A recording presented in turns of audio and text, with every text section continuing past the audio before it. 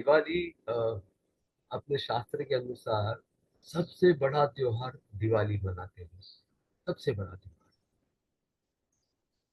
इसका कारण क्या होता है? सबसे बड़ा त्योहार दिवाली ही क्यों है? उसके तात्विक विवेचन के लिए तो बहुत सारी पुस्तकें उपलब्ध होंगी।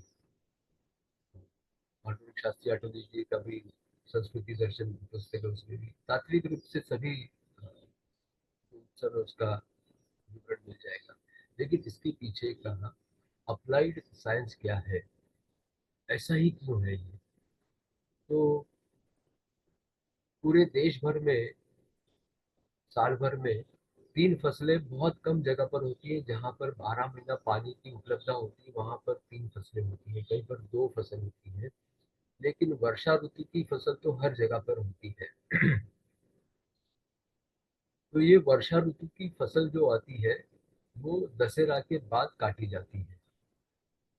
दशहरा के बाद 20 दिनों में दिवाली होती है। यानी उस समय पर सभी लोगों के पास नई फसल कटी है, जिसने बेचा है उसके पास पैसे भी आए हैं।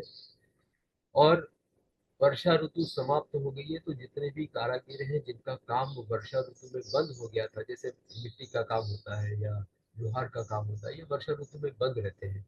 ऐसे जितने भी कारागिर हैं उनका सबका काम बंद रहता है। और जैसे ही वर्षा ऋतु समाप्त होती है तो उनका काम आरंभ होता है। वो आरंभ का समय भी यह दिवाली होती है।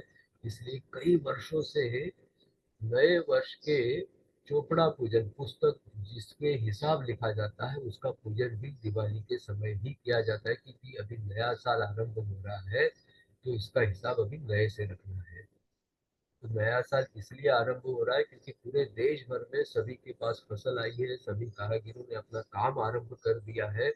इसलिए ये सबके लिए पूरे भारत के लिए ये बड़ा उत्सव है। और गत सप्ताह में बताया था कि सोना क्यों बांटते हैं दशहरा के सत्र में। तो ये सबके पास जो किसान है उनके पास तो फसल आई है, और जो कारागिर है उनके पास सोना आया है। तो सबके पास सोना भी है और पैसे भी है, और खर्च करने के लिए हाथ भी अच्छा ढीला है। तो जो नए कपड़े हैं, मिठाइयाँ हैं, ये सब खरीदा जाता है। अब पटाखे क्यों खरीदे जाते हैं, पटाखे क्यों फोड़े जाते हैं? तो पटाखों के ऊपर बहुत विवाद होता है। जो अपने आप को पर्यावरण प्रेमी कहते हैं, तो उसके लिए एक जैन आचार्य है, उनकी रील मुझे देखने मिली थी कि 3 वर्षों से रशिया यूक्रेन की लड़ाई चल रही है, वहां पर इतने सारे घातक मिसाइल, रोज के सैकड़ों मिसाइलें फूट रही है। और उस समय पे ओजोन वायु को कोई तकलीफ नहीं होती है। तकलीफ केवल ये 5 दिन दिवाली के पटाखे फोड़ने पर होती है, ऐसा उन्होंने कहा। तो ये पटाखे क्यों फोड़े जाते हैं, इसके पीछे भी बहुत बड़ा विज्ञान है। अपने यहाँ जो राजा महाराजा होते थे उनकी सेना होती थी, और इस सेना में तोप होती थी।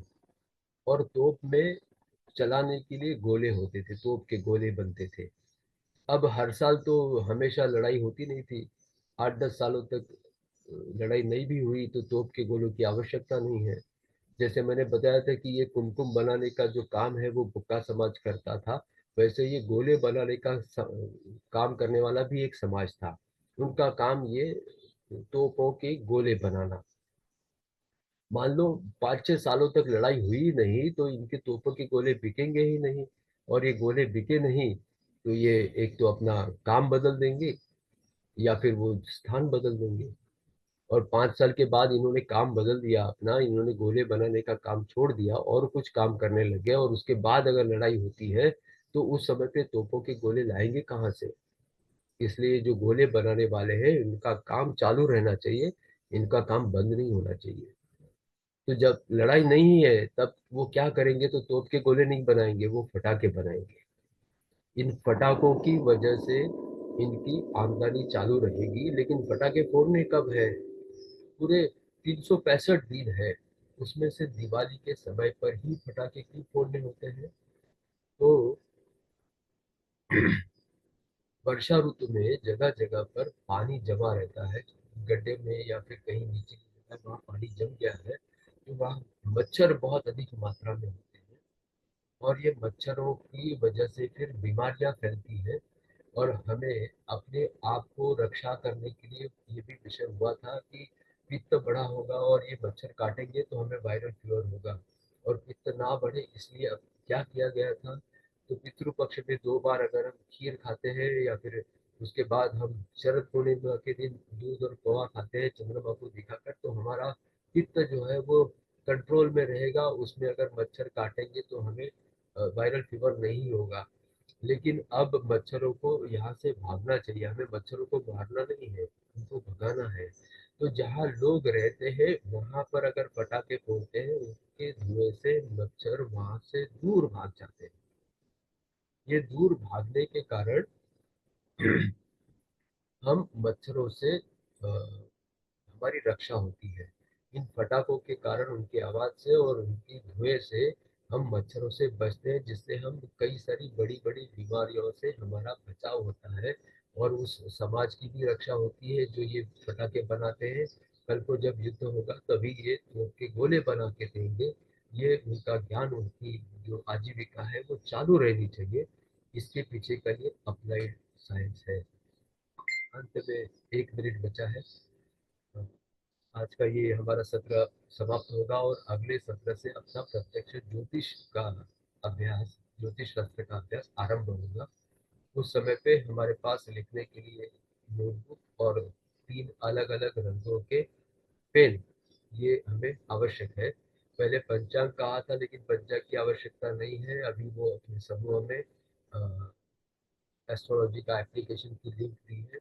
वो लिंक क्लिक करके डाउनलोड कर लीजिए, उसका उपयोग करिए। उसमें अगर कोई बाधा आती है तो समूह में संपर्क